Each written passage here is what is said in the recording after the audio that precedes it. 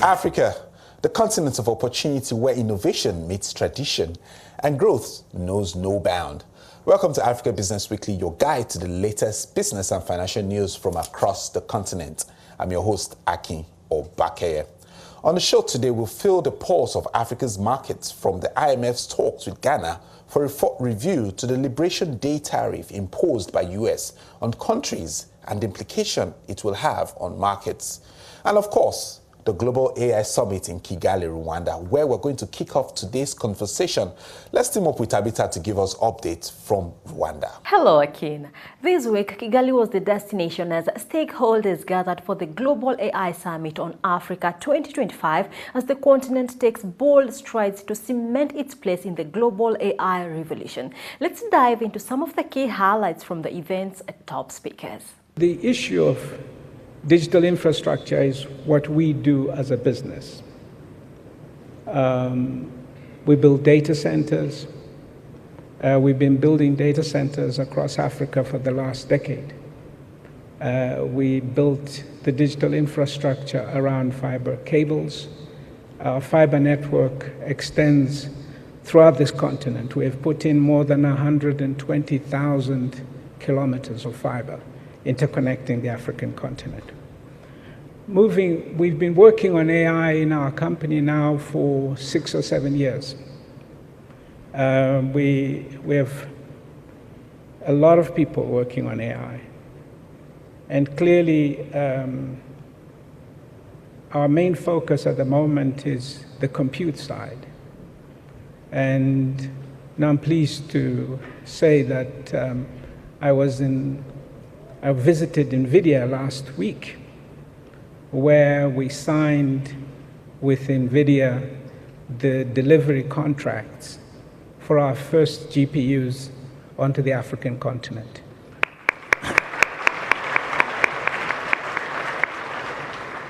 As a statement said, our first shipment of more than 3,000 GPUs will be arriving in South Africa next month, and they will be installed and ready for service by the end of June. Thereafter, we intend to install another 10,000 units across 5 sites in our existing infrastructure. So we're not having to build new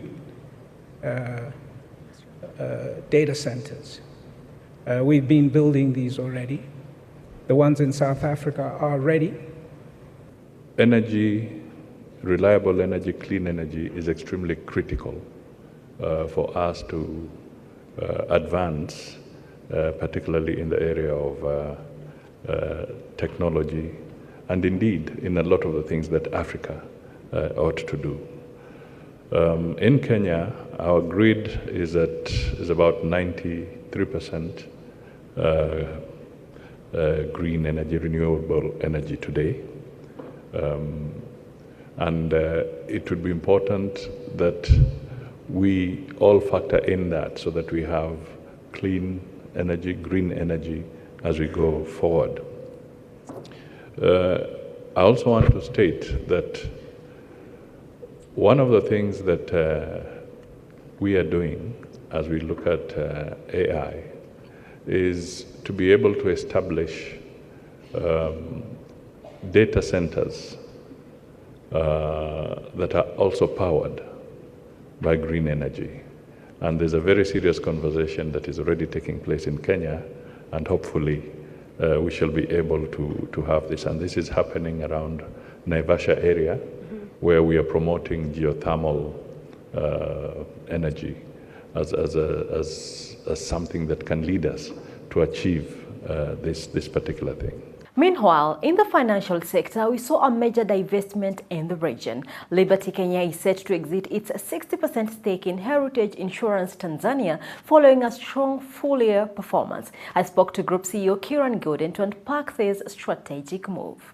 Sort of our 60% ownership in Heritage Tanzania is going well. When we announced our results last week or a couple of weeks ago, we actually separated out the earnings in our publication and in our financial statements, which is compliant with IFRS guidance.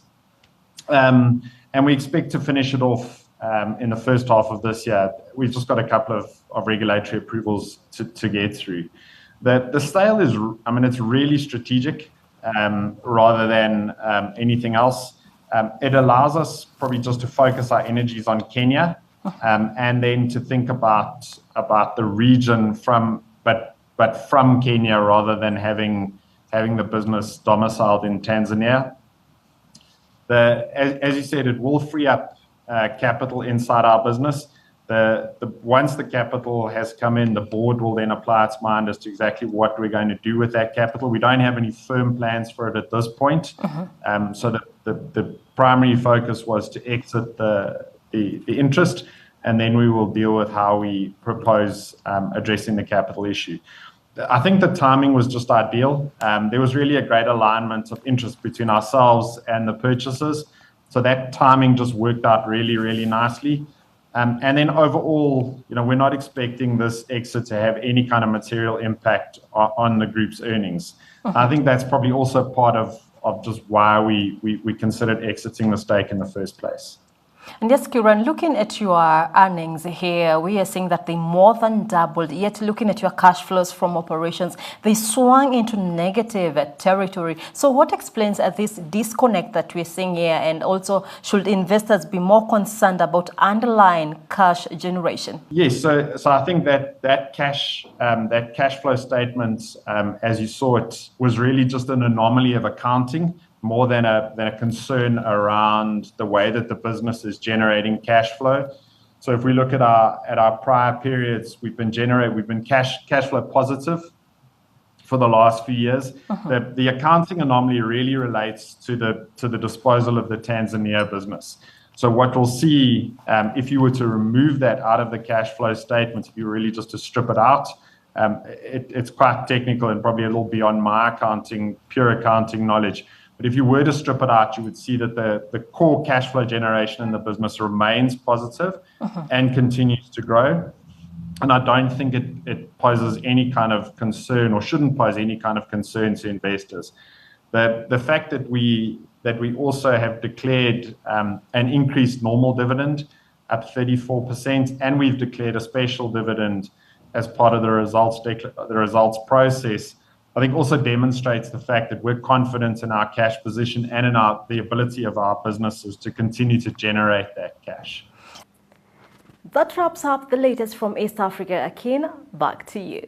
Many thanks, Tabitha. Now to the southern part of the continent. Let's join Karabo for updates. Thank you for that intro, Akin. Well, U.S. President Donald Trump on Wednesday unveiled sweeping Liberation Day tariffs targeting countries around the world in a move that risks sparking a global trade war. Trump's new tariffs sent shockwaves through markets on Thursday, with the dollar and U.S. stocks among the hardest hit on fears a broadening trade war will unleash a recession. For more on the market reaction, CNBC Africa's Anastasia Arendse spoke to Luxolo Mehlomakulu, who is the head of dealing and trading at Mazi Asset Management. Let's listen in for more. We're expecting tariffs to come through. It's been in the reckoning for quite some time. But I think for me, is the quantum of those tariffs that certainly caught me and also the market by surprise. The initial focus were countries that sort of had a big trade surplus against the US. The likes of China, Japan and so forth. But the quantum now of this trade, of these tariffs, certainly caught me by surprise. Speaking of catching people by surprise, yourself included, he's announced an imposition of a 30% tariff on South African imports. But there were also countries that a lot of economists, a lot of analysts didn't expect to be on that list. One of them being, as we mentioned earlier, the country that he didn't know existed probably a month or two ago, Lesotho. Which of these surprised you the most? Yeah, no, spot on that one. I must be honest, with China now having shifted sort of the main manufacturing hub to countries like your Vietnam, your Indonesia, that was largely expected. But outside of that, I asked Lesotho to say so, 90% tariff on that one. Where did it come from?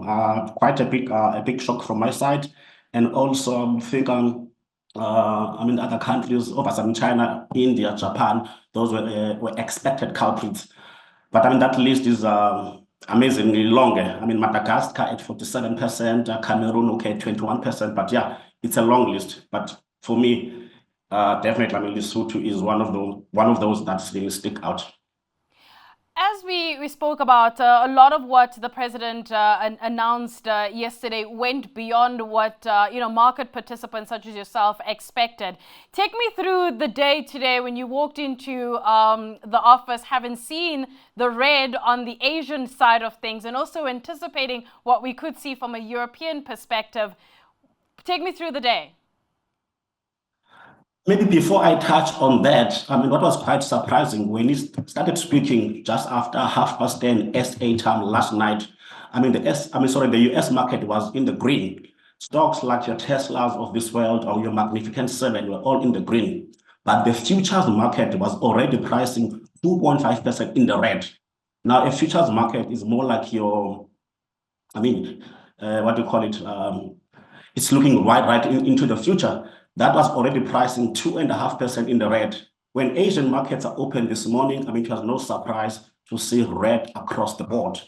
I mean, before I came to this interview, I mean, I think SA market was down roughly around 3.5%, red across the board. I mean, what we call a red hanger day. So yeah, I think I was a little bit caught by surprise with the magnitude of the drop. But with that said, probably there's still more to come. If there's still more to come, what do you do right now as the head of dealing and trading? Do you just sit on your hands and watch it unfold? Well, I think you must first let the dust settle. I mean, there's no point in panicking. I mean, we have to do our homework from our side, look at the stocks, and then let the dust settle, and then, yeah, we take a stance from there. In more Southern African news, the South African Revenue Service says it collected more tax revenue than expected in the 2024-2025 financial year, surpassing budget estimates by 9 billion rand. SARS published its preliminary collection outcomes on Tuesday, reporting that it had collected 2.3 trillion rand by the end of March 2025. And this is 6.9% higher than the year before and higher than the 5.4% growth in nominal GDP. For more, my colleague Sally Sitole spoke to Edward Kieswetter, who is the SARS commissioner. Let's listen in for that. We are exhausted. It's been a tough year, and people forget very quickly the context within which revenue estimates are modeled. So a year ago, the minister would have said that he estimates the revenue to be 1.863 trillion, but that assumed the economy would grow at a particular rate. Within that, there are specific defined variables. One, for example, is that the wage bill would grow by about 8.4%, whereas in fact the wage bill only grew by 4.6%. Secondly, we assumed that imports would grow by 6%. A year later, we know imports is actually contracting by about 1.3%.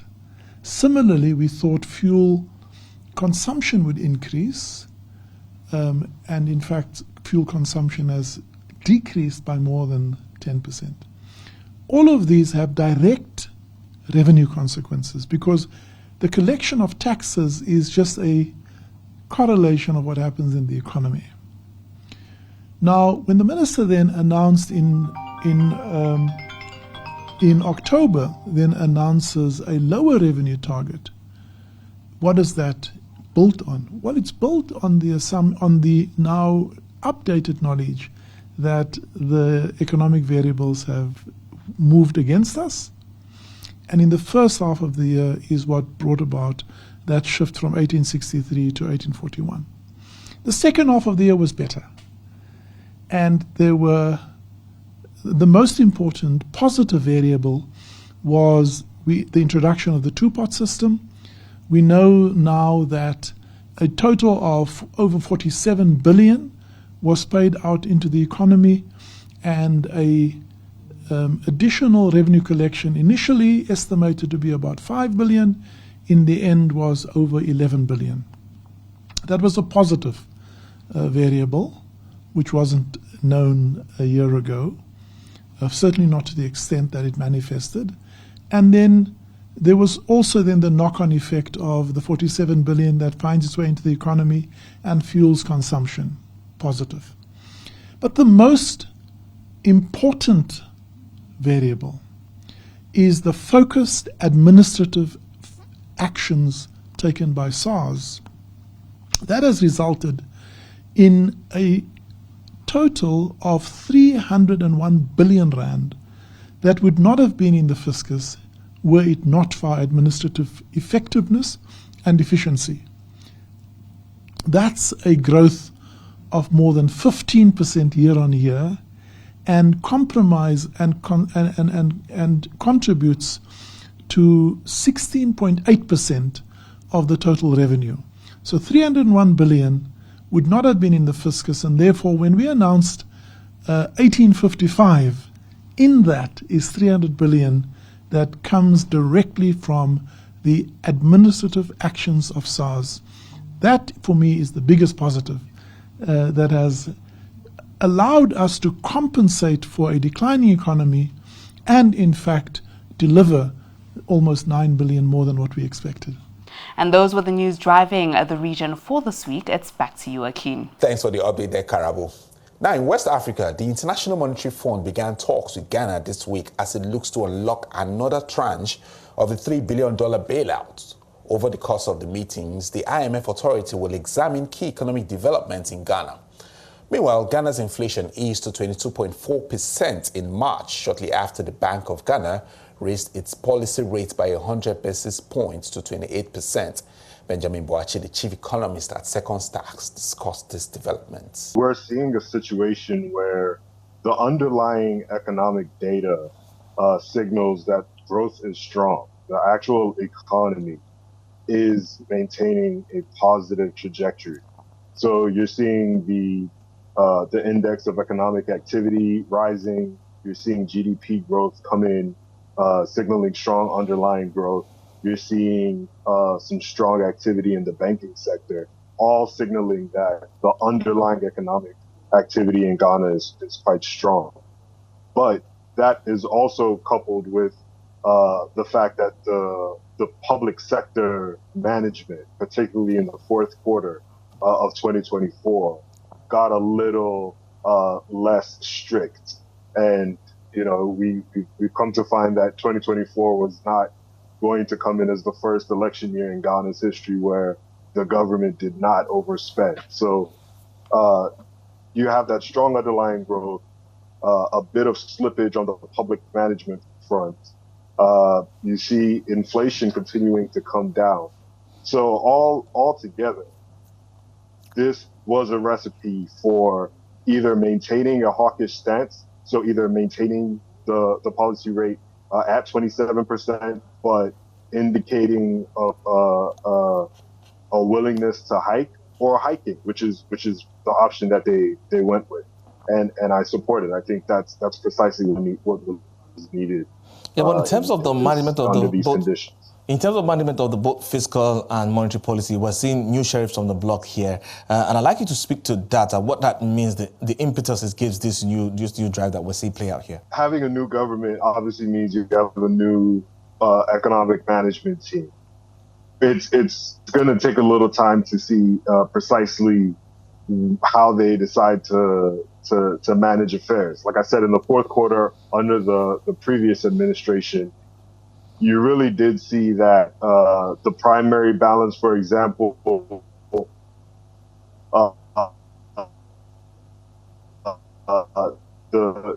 they started to run a deficit around 4%, which was obviously nowhere near it's a bit unclear what exactly the spending regime is going to look like under this new government.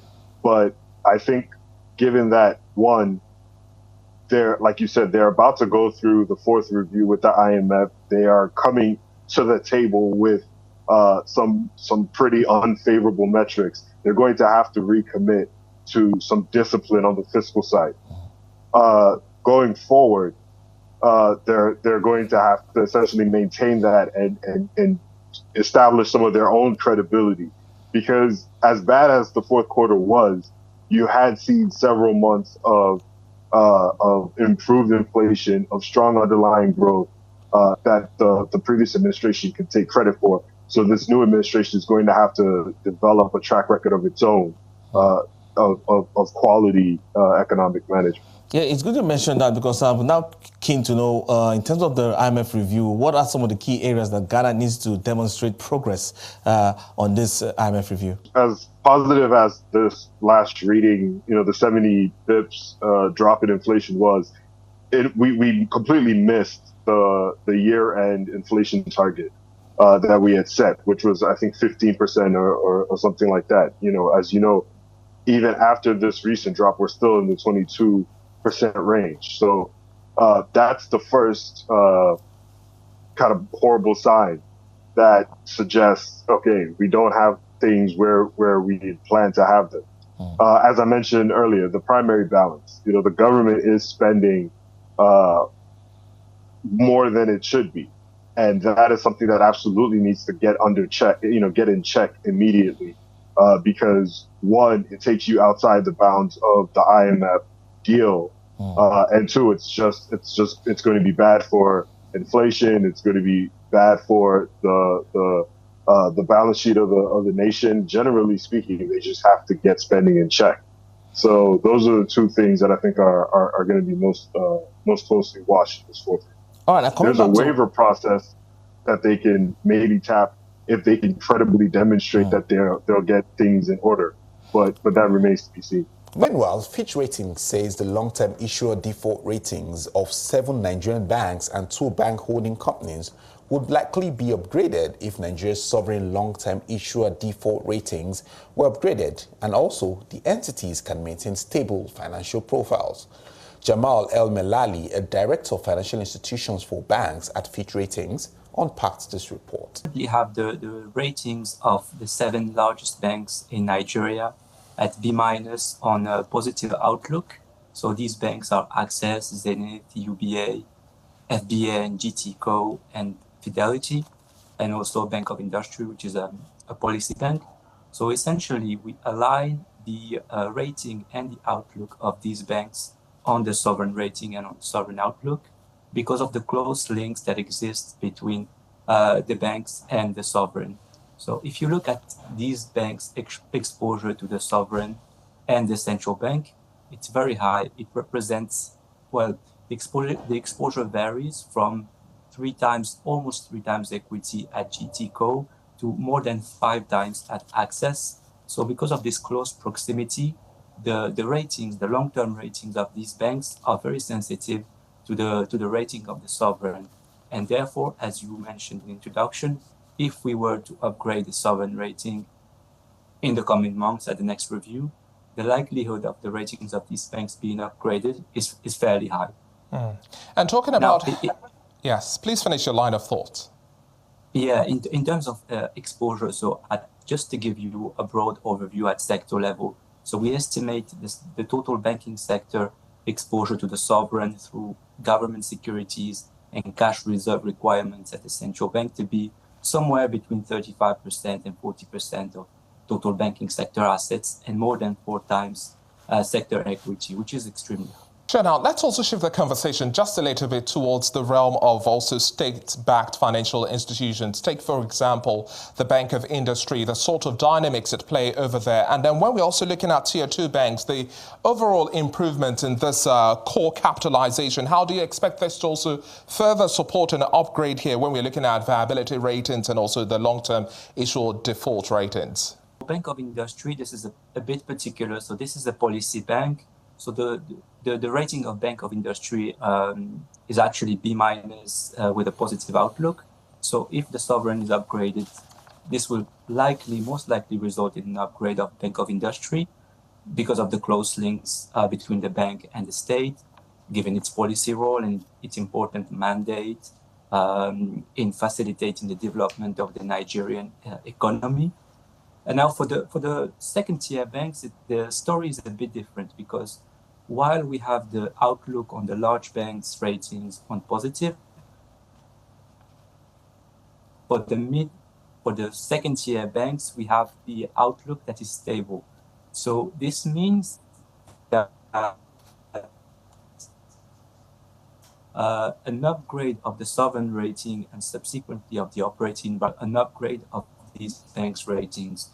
We will need to see further strengthening of their franchises, stronger profitability, and stronger capitalization.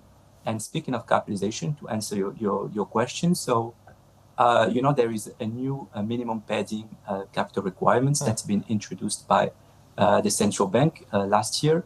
So banks, commercial banks with an international license must meet a minimum of 500 billion naira of minimum padding capital requirement, and this is 200 billion naira for banks with a national license authorization.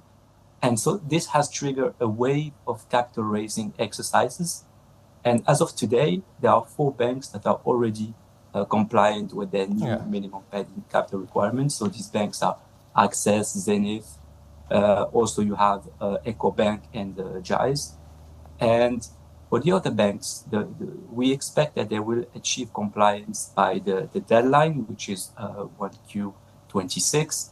And in a sense, there are 3 ways that banks can raise this, can meet this requirement. First solution is fresh equity capital injection. The second solution is M&A activity. If the bank cannot secure capital injection, they can still try to enter an M&A transaction to meet that. And then the third option is downgrading the license. For example, a bank with international license can downgrade to national, and a bank with national can downgrade to regional because requirements are lower. But this is not our base case for the large banks, but we are likely to see that for the weakest banks in the sector, so third tier, I would say. But for the second tier, we believe they will be able to meet that through capital injections from investors, shareholders, or less likely to M&A activity. And that's all we can take on this episode of Africa Business Weekly. Thank you for joining us today. I'm Akin Obakeye, and we'll see you again, same time next week. It's bye for now.